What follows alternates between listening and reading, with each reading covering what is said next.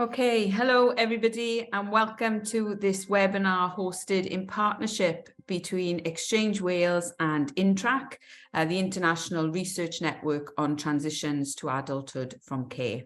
For those of you who are new to InTrack, its purpose is to promote national and international research on the transition from care to adulthood. And if you'd like to know more, please visit globalintrack.com.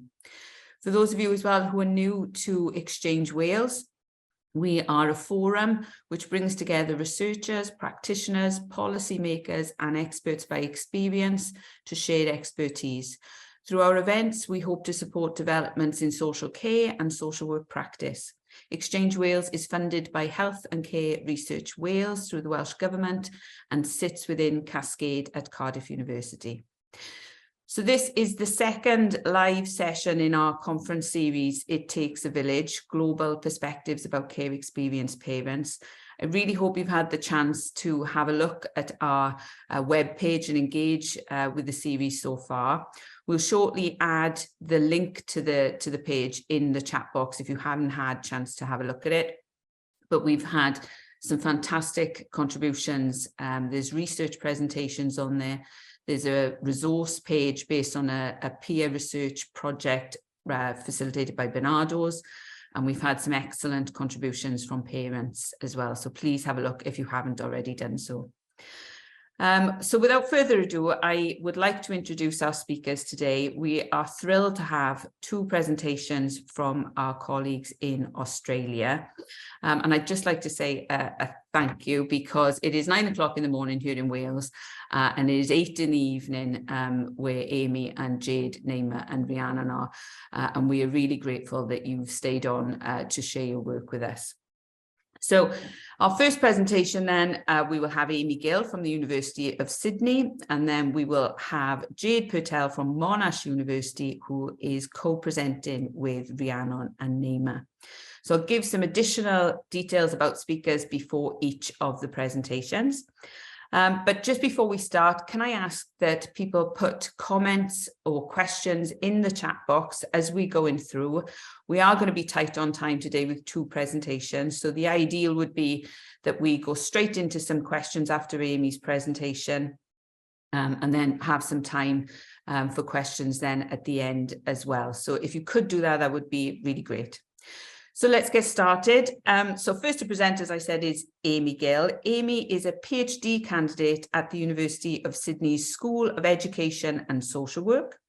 Her doctoral research uses a mixed methods approach to explore service and support needs among young parents with a care experience in New South Wales. As a care experience researcher and new mother, reflexivity and positionality are central components of Amy's work. Amy has advocated for young people in care as a youth worker in the United States and Australia. She was also a primary school teacher for 8 years in urban, regional and remote Aboriginal communities. Amy's other research interests include cross-system collaboration, family services evaluation and care leaver activism. She is currently working in collaboration on the Care Leaver Activism and Advocacy Project, aimed at challenging deficit narratives about care leavers through biographical accounts of survival and positive contributions to society. Amy, you're very welcome. Over to you. Thanks, Louise. Let me just share my screen. So, okay. Get that out of the way so I can see. Okay, so today I'm going to be speaking about placements and aftercare housing shortages for young parents in New South Wales. There we go. Okay, so I'd like to begin with an acknowledgement of country, which is a tradition in Australia to recognize First Nations people on the lands which we stand, which for me are the Yagara and Turrbal people. So it's a way of acknowledging the tradition of custodianship in law and paying respects to those who care and continue to care for country. So today I'll be giving some brief background on placements and housing for young parents in and exiting care, and then I'll briefly describe some of the design and methods for my study. I'll be discussing two main findings. One relates to placement availability, and then the second is about the consequences of placement and housing shortages. Then finally, I'll contextualize this in regards to research and policy solutions. So firstly, we know that housing and placements are fundamental to the well-being of young parents in and exiting out of home care and their children. And that's because in the absence of safe, stable, and suitable housing, it's incredibly hard to get the rest of your needs met. So there's limited Australian research on this topic, and that suggests that similar to other countries, we know that placement shortages are common, but also that pregnancy and childbirth can trigger placement breakdowns leading to changes. And finally, that young parents after transitioning from out-of-home care can be at increased risk of homelessness.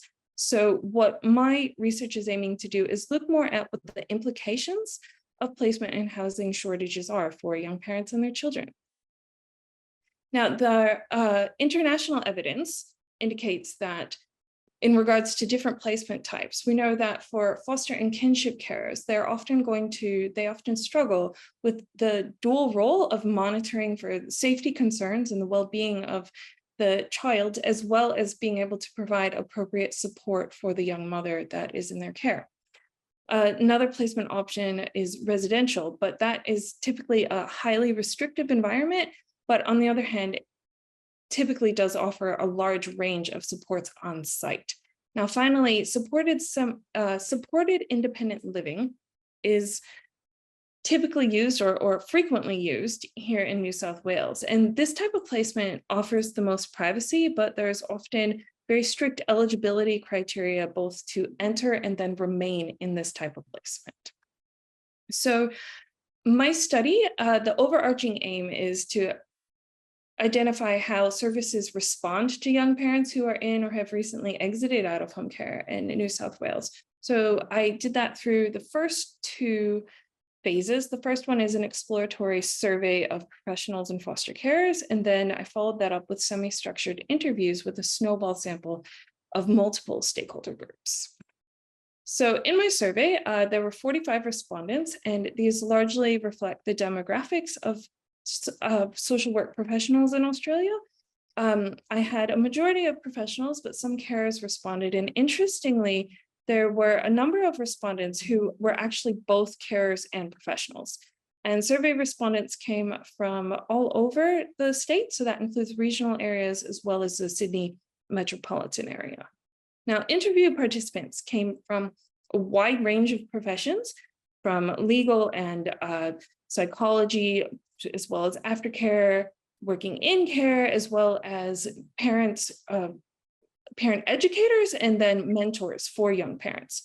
I interviewed one long-term foster carer who has a 17-year-old mother and then her child in her care.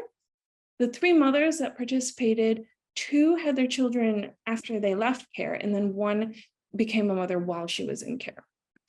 So my survey data indicates that there are placement shortages of all types. You can see on the left-hand side that the majority of respondents said that there were shortages of one or more placement types. So 12 respondents were unsure, but notably not a single respondent said that there were placement shortages of no type, so that none indicator there.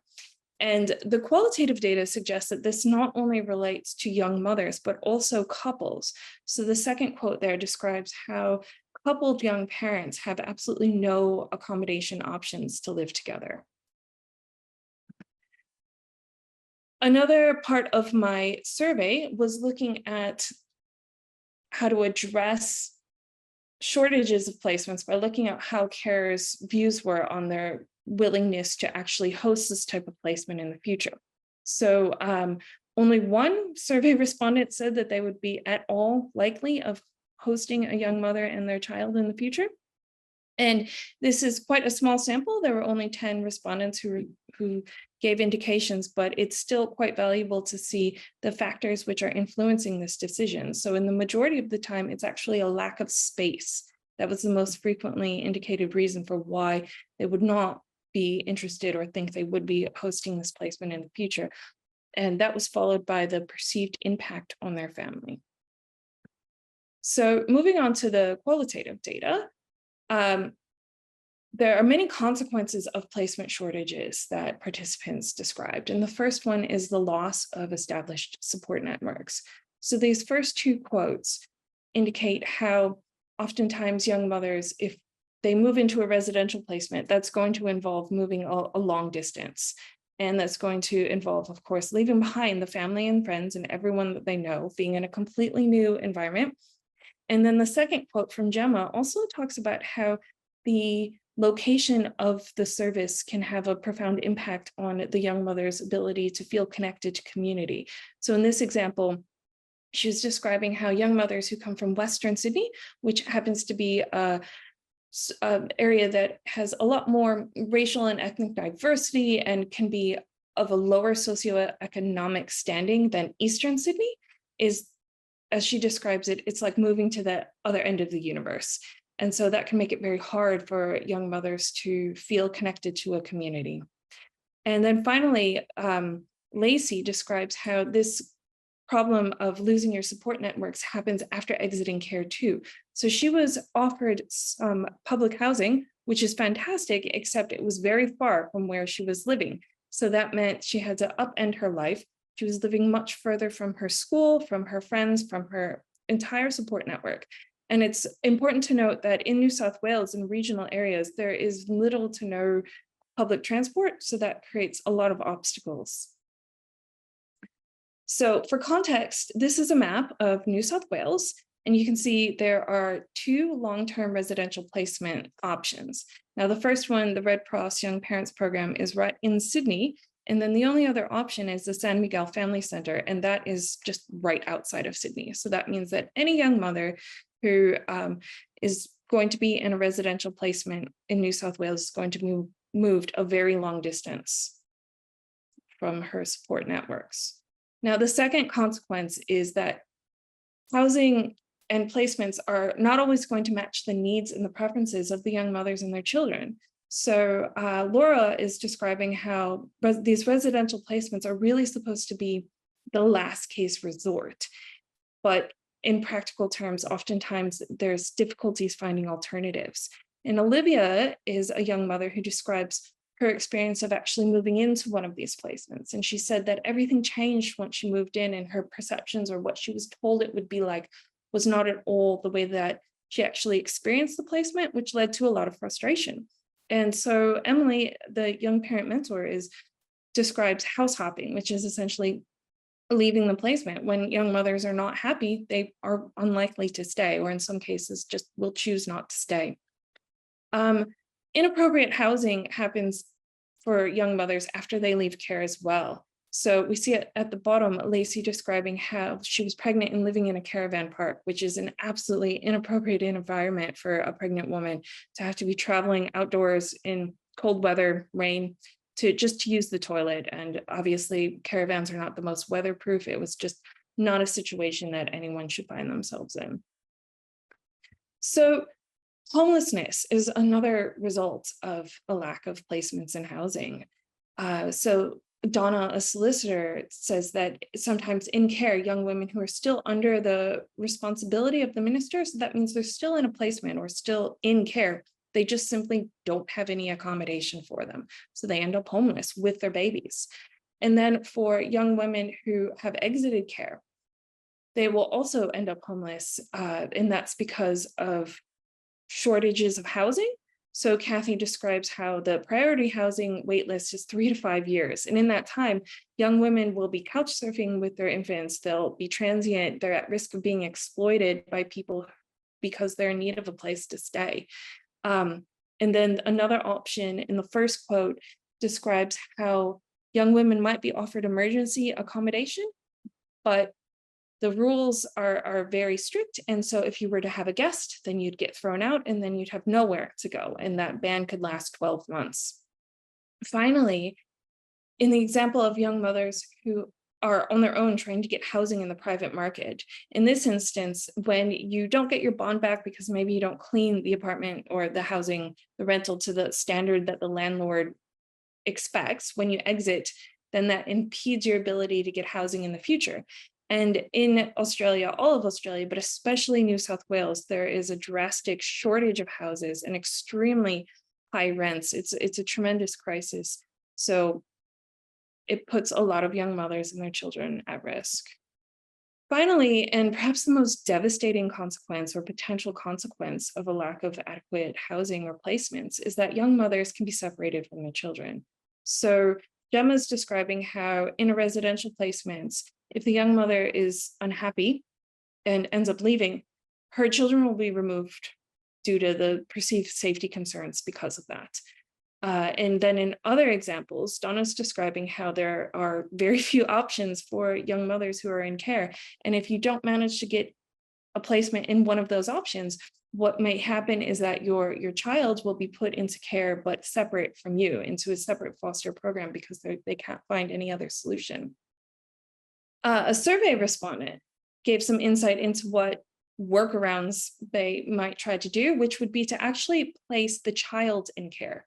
So a child would normally not be placed in care, would remain in the custody of the mother unless there were safety concerns. But what they might do is to then put the child or the infant into care themselves. So what that means is that then a carer can get payment for that child. But then when the young parent becomes 18, the carers can no longer get a payment for the mother. So then the child might remain in that placement and the mother just has to go. Which is really devastating. Now, the final quote there from Jessica says that you can get an expedited application for priority housing if the child has already been removed because of homelessness, which says that children are removed because of homelessness, which is a huge concern. So to contextualize that with some insights from previous research, when it comes to the loss of support, we know that authentic and caring relationships are what promotes positive motherhood experiences and also maternal and infant bonds.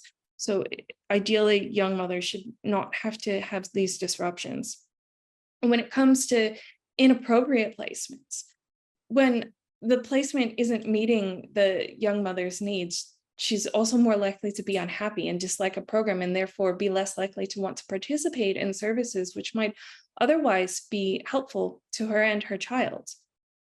We mentioned in some instances, young mothers might abscond from placements, and there's research to show that young people who do leave their placements, do run away, have huge safety risks, everything from sex trafficking to being victims of other crimes. And most importantly, they just simply are less likely to be able to meet their basic needs when they're on their own. And obviously, the last one should really go without saying, but the separation of mothers and children is a huge source of emotional pain. It's re-traumatizing for young mothers who've already had that experience of being removed from their families themselves.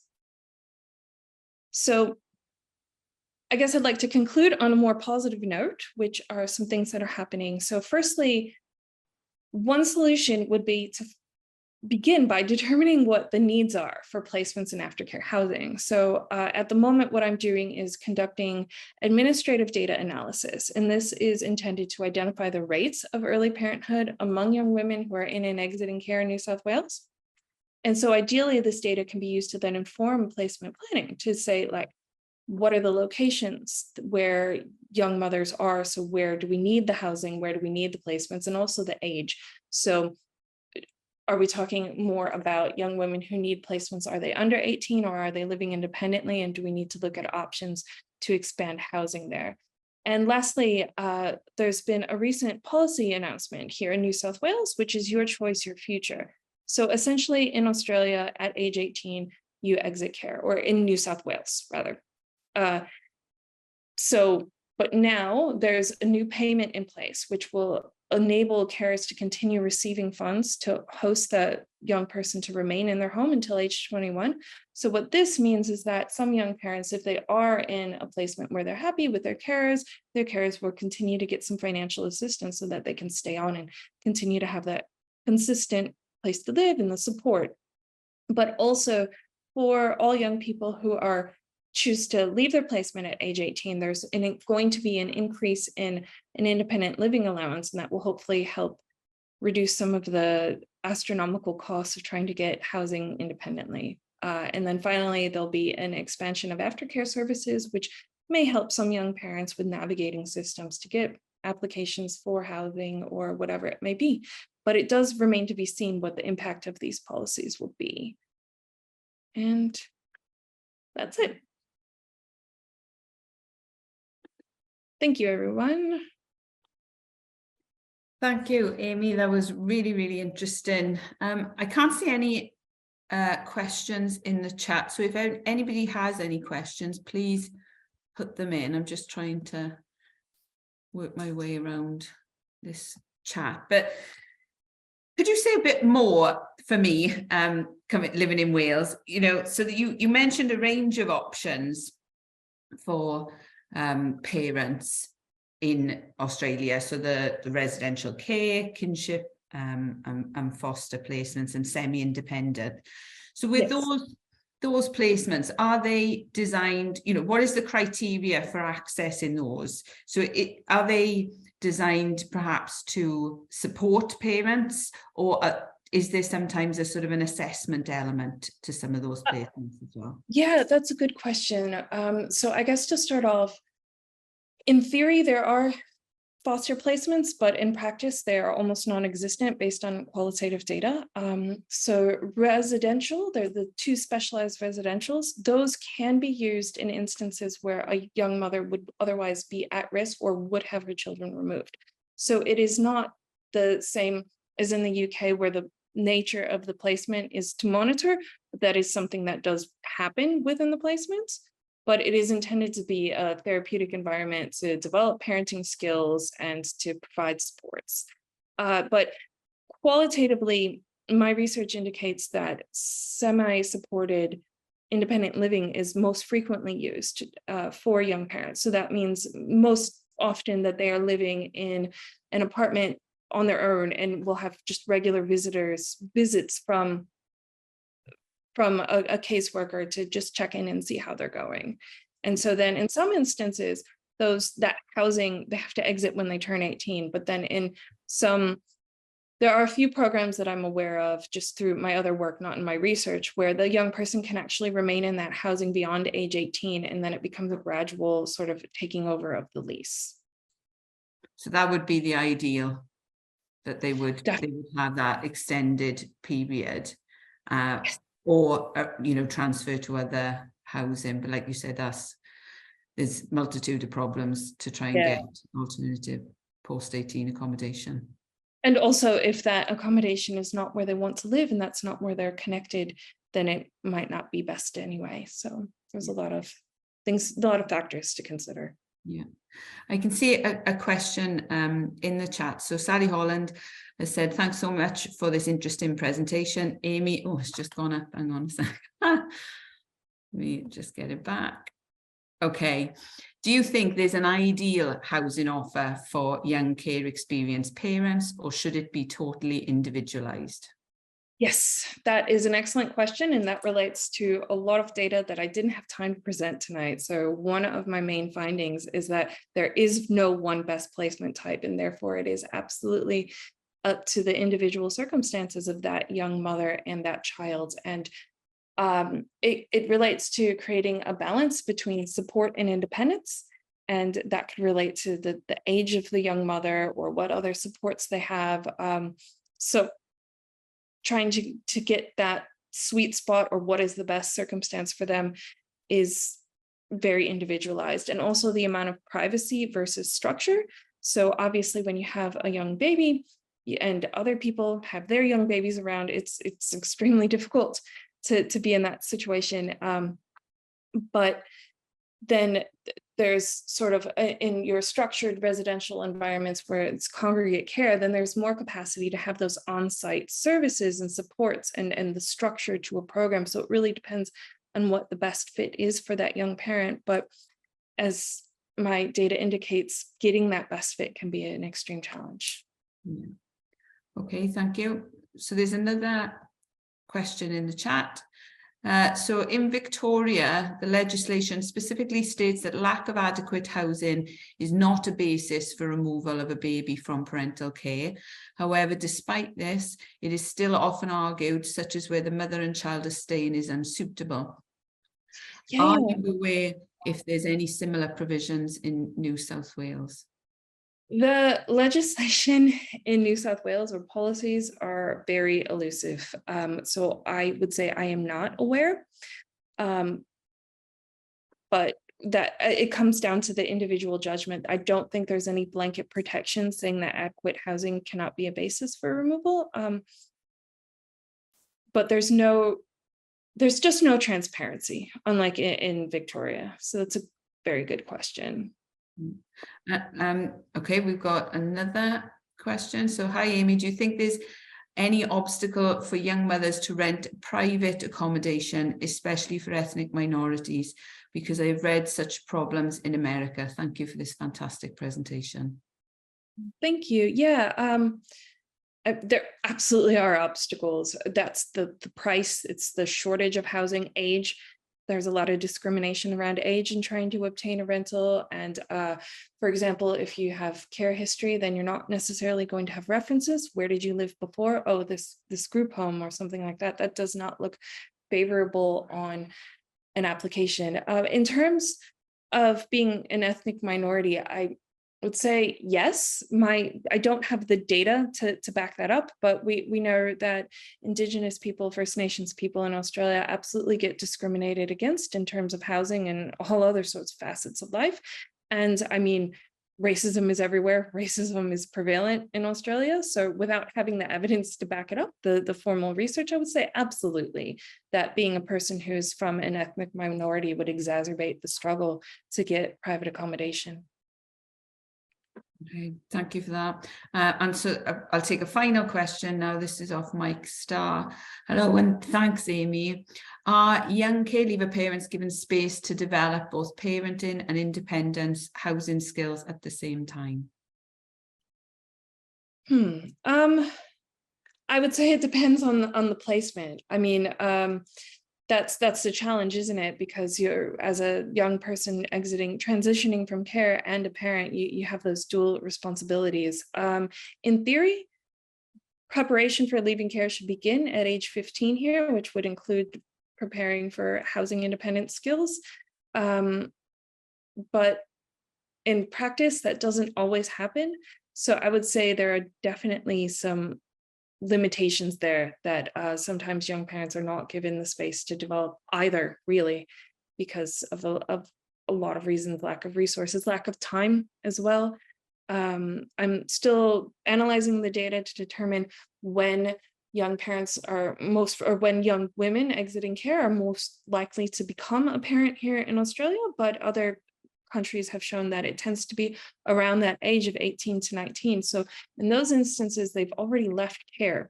So in that case, they're not going to be, they're already in that struggle of trying to obtain housing, and then they become a parent. But again, I don't have the results yet to say what the time frame is here in Australia. And I'm assuming there isn't data available which says the outcomes for parents exiting residential care, you know, how many of those parents are separated? We don't even know the rate of early parenthood. There's limited data coming from Western Australia, but nobody has attempted to quantify it in New South Wales. Okay, thank you very, very much for that. That was excellent. If we have time, I will keep the questions and the comments coming, and if we have time at the end, we will come back to you. But we will also use our Padlet online, so keep an eye on that, Amy, after today. Thank you again. Okay, so if we move on to our second presentation, we are delighted to have Jade Purtell. Jade Purtell is a postdoctoral research fellow in the Department of Human-Centered Computing at Monash University in Australia, working on participatory information governance for alternative care systems. Jade is a transdisciplinary researcher consolidating and integrating research evidence and practice wisdom locally and internationally to improve care systems and care experiences. Jade works across academia and the community sector to promote young people's participation in community development and decision-making. Jade's PhD has focused on care leavers and early parenting, and she has published widely on transitions from care. We are thrilled that Jade is presenting today with Rhiannon and Naima. Rhiannon is a research assistant in the Department of Human-Centered Computing at Monash University and is a care experience parent. And Naima is the Home Stretch Youth Expert Advisor at Create Foundation. She's a residential care team leader and she's also a care experience mum. Jade, Rhiannon and Naima, thank you for being here, and over to you. Thank you so much, Louise, and we'll see how the screen share goes this time. I think that's back where it was before, I'm pretty sure. So Naima and Rhiannon, there you are. All right, so hello everyone, and thank you, Amy, for your work on this critical issue, and to Louise for introducing us. Before I start, I'd just like to quickly acknowledge the traditional custodians of the lands that Naima, Rhiannon and I are coming to you from today, and to pay our respects to elders past and present. So presenting this evening, we're very lucky to have two of Australia's elite experts on out-of-home care service experiences. And as Louise has mentioned, Naima works on the Victorian Department funded Youth Expert Advisory Group for the transitions from care services and the extended care provisions, which have come through in the past few years for that. And so Naima is with us tonight well, thanks to the Create Foundation. And Rhiannon also was a young consultant at the Create Foundation for many years, and has since become a research assistant with Joanne Evans, who is here, who's my colleague. And so I've got about 4 different devices in front of me trying to manage timings and all of these things. So I've worked with Naima and Rhiannon at Create in the past, but also on other projects over the years. And Rhiannon was part of the inspiration for my PhD research, and Naima and I presented on these issues last year for an Australian Institute of Family Studies webinar. And it's Naima who's quoted in the title for the presentation. So thank you both so much for being here. This is, you know, you're going to add so much to this information. So if I go over, oh yeah, here we go. So apologies to everyone for the slight formatting issues. There's not supposed to be little squiggly lines there. And so Naima, Rhiannon and I met a couple of days ago to prepare for the presentation tonight. And I pulled out some old slides, and this was the second one as an introduction to transitions from care issues. And so I read it through to them, and then I was like, oh, this is a bit awkward.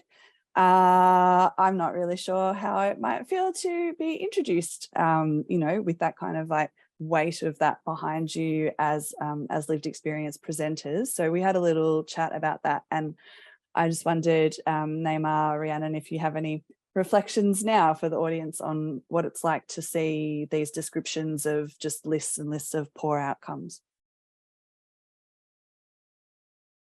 I think it's commonly said, so it's something that every care leaver pretty much hears. So it doesn't really come as a shock anymore. Well, at least that's been my experience and the experience of many that I've known. I think when you're placed in care, you're very stigmatized. Have a child while you're in care, or even just after care, you're even more stigmatized, because everyone just sees you as this big giant negative and they forget your positives as an individual and your achievements, which is honestly not too much of a surprise given the fact that look at our records. Our records are just are basically, they're like a criminal record of just anything negative that happens in our life in our time in care. So pretty much you summed it up, so I can't even say anything like more. I look at it now and I'm just like, oh well. You can think whatever, but I know I've come a long way. So I just look at it and laugh, because it kind of just, I don't know, it just makes me laugh because that's not who I am. Thank you very much. Well said, well said. It's my understanding that as part of this conference series that there's been some general introductions to the kind of evidence and the statistics in these areas. So this just shows the longitudinal study, I think the Midwest study in the States, that there's roughly a birth rate of double for males and females who have care experiences. And then this text at the bottom of the slide here, it says that a large proportion of young care leavers who were pregnant by 19 years of age said that they had probably or definitely intended to become pregnant. So we're not necessarily talking about unwanted pregnancies either. So the research that I undertook for my PhD study tested these major themes from the existing literature in the context of Victorian transitions from care and early parenting related services. And so you can see there that there's pathways to early parenting are largely explained in the literature by the placement stability or school changes disrupting sex education. So people might have low sex education. There's also high-risk peer groups, and there's also this emotional avoid motivation that's talked about in the literature. And so I spoke to 16 service providers across approximately 5 different program areas, and 4 different regions participated in focus groups or interviews. And they were asked about their own impressions of what led to early pregnancy and parenting amongst young people with care experiences and their interactions with different service systems as care experienced parents. So when I conducted that research, that was supposed to inform my data collection with young people. But in carrying out the research with service providers, it became clear that the area was a lot more sensitive than I had really considered. And part of that is to do with the increased scrutiny and the surveillance bias that is a little bit too common in some of our practices, which we'll talk about shortly. And so Rhiannon and Naima's perspectives this evening are really valuable, and they add to the discussion of these things in general, but that's separate from the research that I did. And so if you're interested in the empirical findings from my PhD study, there's 2 articles that are open access about that. Now, so just here, these are some areas of kind of routine practice that's in care for people who may or may not become parents, and then for people who are pregnant and or parenting. And so Naima and Rhiannon, I wondered if you wanted to jump in and talk a little bit about some of these kinds of practices that you've experienced. Naima, I had you first on the notes talking about what it was like to be pregnant under 16 and in care.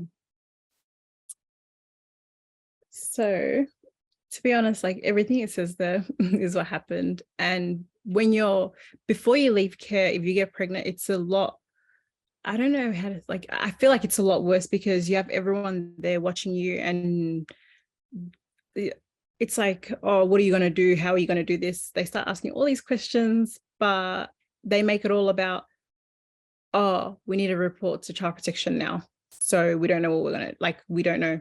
And then they put an unborn notice on you. and they just like kind of take the whole joy away of being pregnant. So I don't know, there was no like all the nice experiences that people speak about. You don't really get it when you're in care, because everyone's watching you and they're watching your every single move. Even if you want to smile because your baby's kicking your stomach or something like that, you can't, because they're all looking at you and they're just looking at you like, oh, you're not going to do this. You're not going to be able to. And there's nothing for young people that are in care, because you have to be 16 to access most services. And I got pregnant at 14. But yeah, I was 14. I was turning 15, but I was still 14. And I remember on my 16th birthday, I had to stand there in the rain and call up all these different service providers so I could get some assistance, because child protection weren't going to help me. And they were just waiting to see what was going to happen and trying to take my child, because I didn't have stable housing, but I did have stable housing, if that makes sense. So yeah, it's weird when you're under 16, I guess. Rhiannon, do you want to? So I actually had my first child. I got pregnant when I was 19. So I had left care by this stage. Still instantly there's an unborn notification placed on me because of the fact that I had been in the care system. And I was scrutinized all the way through. So it didn't matter that I had left care, the judgment was still there, and it was adamant that, you know, you couldn't enjoy the pregnancy because there's this added risk that you're going to lose your child. You don't want to get attached because what if they take my child? Which actually nearly became a reality for me the day I gave birth. This worker, gung-ho, I was not going to have my child, told the hospital that they were removing my child even without a court order. And they came in with the paperwork hoping I would just sign my rights away. And in fact, they had a family outside the hospital maternity ward waiting to take my daughter. I thankfully refused. My husband was straight there and went through that. But then there was a lot of judgment, because instantly I became the parent on the ward who had child protection involved. So it was assumed that I was scum, to the point where I have a lot of, I had medical complications after I gave birth. And instead of them taking acknowledgement of that, the fact that I had sustained a large amount of blood loss, I had a complicated delivery that nearly resulted in death for my son and my daughter. Instead of acknowledging that, they went straight to, she must be abusing drugs, sneaking up and abusing drugs on the ward. But thankfully, obviously, I wasn't, and I went on, but there was a lot of scrutiny and I had to jump through a lot of hurdles. I've been out of the care system for a long time. My oldest daughter is now 12. I've gone on to have multiple children. To this day, anytime there's a child protection notification come automatically my own child protection record is still to this day opened up and looked through to determine whether they need to get involved, even though I'm nearly 33. Yet they're still using what I did or did not do as a teenager to judge whether I'm capable of being a parent. So. Can I add? So I'm so sorry, Rhiannon. Can I please add, like, the fact that everyone always, instead of offering the right parenting supports and stuff, everyone always assumes, oh, yeah, she's a single mom or something like that. But even if you have your partner there, they're never going to sit there and acknowledge that. And I'm always going to say this, but young fathers have no support and they actually fall through the cracks of the system because everyone focuses on the young mums, but they're not even focusing on us in a positive way anyway. So go figure. But they never ever involve the fathers ever. And that's why a majority of the fathers aren't in their children's lives, because they're not involved in the process. How are they meant to know? As mums, we have 9 months to like prepare our bodies, prepare our minds, all that. but the dads don't really have that, and they're not involved in all the processes. Even if there's like a little argument, it could be nothing at times, and or you're in an abusive relationship, if you continue speaking to this person, you're not going to have anything to do with your child. Things like that are very like, they're not spoken of, I guess. They're really not spoken of. Young dads are never ever spoken of. Thank you both for that. I'll move it along now. Just looking at timing, I think we're going to jump ahead a little bit. So we go here. Then Naima and Rhiannon are just going to talk us through a little bit more of examples of unsupportive practice, but don't despair, everyone. There's brighter things coming. Yeah, Naima, Rhiannon, did you want to say a little bit about this? We've got about 5 minutes kind of left if you want to have lots of question time, and I bet there's people with questions, so we can skip ahead from here too if you want. We can. Yep. Would you like to go first, Naima? Oh, I don't mind. Like, yeah. I feel like it's pretty straightforward if you read it. But okay. So these are a couple of quotes about surveillance bias. They're sort of at both ends of the spectrum, because the first quote is from one of the lived experience consultants in my PhD study, who was saying that they went to ask for housing support and they were automatically referred to a parenting program. And so it's possible that the worker might have been referring them to like a mother's group or something like that, that wasn't kind of a judgment. But it's also possible that they were automatically referring to parenting support. And so even something like that can impact the way someone feels about their parenting or about how they're trusted to parent by the system. And then at the other extreme, this is a service provider from my PhD talking about in a rural regional area, that the child protection worker who removed this young person from their family when they were a child turned up to take their children away. And that was probably one of the more devastating examples that I heard in my research. So if we go along to this slide here, which is dimensions of systemic surveillance bias. So Naima and Rhiannon have different examples for this little continuum here. But basically how it goes is it starts over here where there's no bias.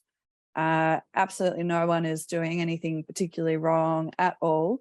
And as Naima or Rhiannon mentioned earlier, there's already a fear and potential avoidance of services at that point where the system is just operating as it should be. And then we've got the automatic referrals, so the unborn notifications to child protection. They are policy in Victoria for young people who are in care. And Rhiannon has touched a little bit on the review of care files. In my research, the service providers talked about that. That was quite routine because it's part of good risk assessment. But on the other side, we can see how that's potentially really not an objective or correct assessment source of how someone parents all these years later. So Naima and Rhiannon, do you have anything that you want to tell about these ones?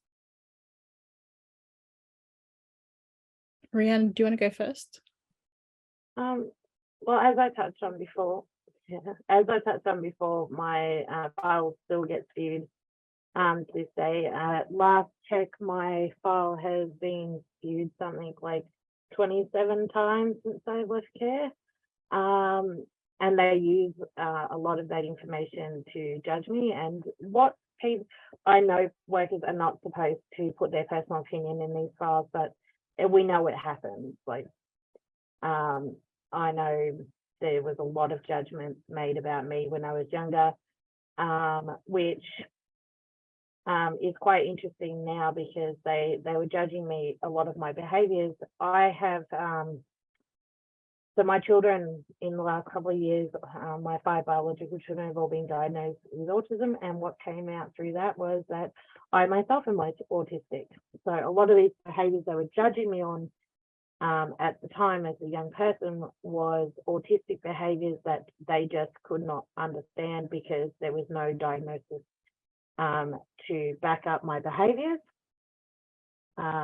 Obviously, as well, things like I lived in Resi, so back then, you know, you got into drugs, you got into alcohol, it was the way to survive. It's very common in particularly high-risk Resi. Leaving care, I got off all that long before I even became a parent. I'm now 33. I haven't touched drugs and abused alcohol in, well, since I was 18, probably 18 to 19. And yet I still get questions on that to the point where very recently I had a worker who literally questioned the idea that I'm having a glass of wine at the end of the night, which we would know for a lot of people can be very normal and very typical, but because I've been in the care system, I get judged for it.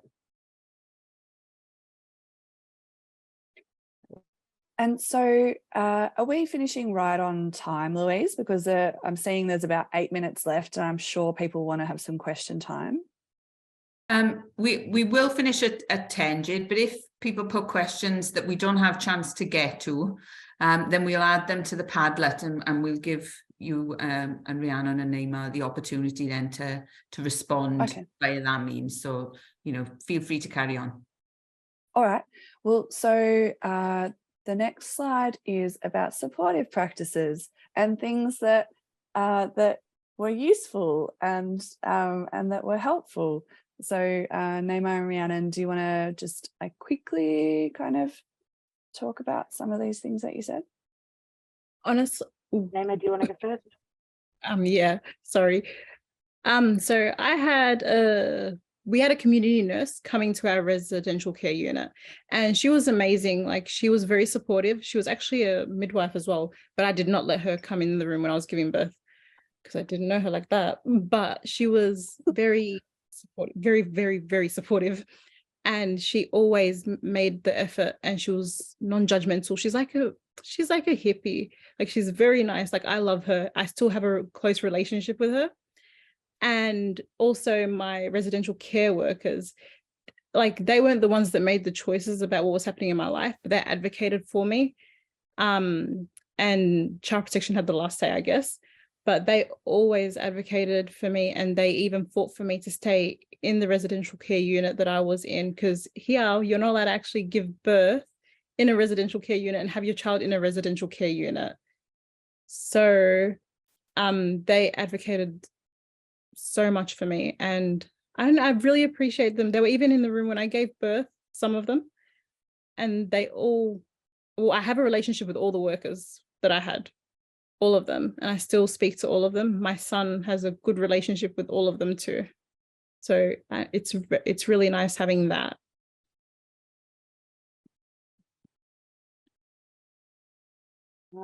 Yeah, sorry, I lost connection for a second.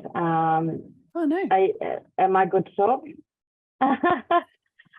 Yes. So just checking, we're still on the positive stuff. So with the positive stuff, I recently had child protection involvement. Not because of anything I'd done. Unfortunately, I lost my partner recently, which, as we know, for a lot of people would not trigger a child protection involvement, but because I've been in the care system, did trigger a child protection involvement. This worker was fantastic, to be honest. Best worker I've probably ever had, because this person didn't judge me by my past. This person treated me like an equal. They accepted my past history and the trauma that was affecting me because of my past history in the care system. So they made sure to keep open communication. There were to be no meetings without me present, and this allowed not only for me to feel more comfortable, but it allowed me to be more open with the worker and sometimes to express my concerns, particularly as learning to parent 5 children on the spectrum by myself. And instead of pulling me down like most workers do, this person lifted me up. They pointed out the positives. They built me up to have more confidence within myself, and reassured me that the days I wasn't coping were okay, because I'm grieving and that's all right. So I think, you know, those things are really important. Thank you, Rhiannon. So I think there's just a few minutes left. Maybe we want to leave room for questions, so we'll leave it there. And as a closing message from Naima and Rhiannon, young people are committed to not repeating the mistakes of the past, so help build the momentum for success.